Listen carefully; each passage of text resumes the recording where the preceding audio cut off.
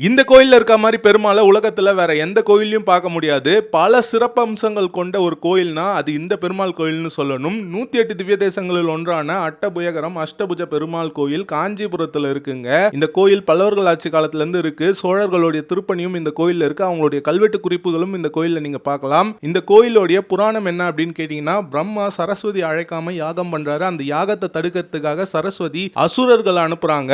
அந்த அசுரர்களை 8 கரங்கள் கொண்டு பெருமாள் அடக்குறாருங்க. அதுதான் இந்த கோயிலுடைய புராணம். அது மட்டும் இல்லாம இந்த கோயில் குளத்துல தான் முதலை பிடியில் இருந்த கஜேந்திரனுக்கு பெருமாள் மோட்சம் அளித்திருக்காரு. இவ்வளவு சிறப்பம்சம் உள்ள இந்த கோயில்ல இன்னும் சில சிறப்பம்சங்கள் இருக்கு. அது என்னன்னா, இந்த கோயில்ல இருக்கிற பரமபத வாசல். காஞ்சிபுரத்துல 13 திவ்ய தேசங்கள் இருக்கு. அதுல இந்த கோயில்ல மட்டும்தான் பரமபத வாசல் இருக்கு. காஞ்சிபுரத்துல ஏன் மற்ற கோயில்கள்ல இல்ல அப்படின்னு கேட்டீங்கன்னா, காஞ்சிபுரமே மோட்சபுரி சொர்க்க பூமின்றதுனால வேற எந்த கோயிலுமே பரமபத வாசல் இல்ல. அது மட்டும் இல்லாம அந்த பரமபத வாசல் ராஜவாயில், அதாவது ராஜகோபுரத்துக்கு எதிர்த்தா மாதிரியே இருக்கு. இதுவும் நீங்க வேற எந்த கோயிலையும் பார்க்க முடியாதுங்க.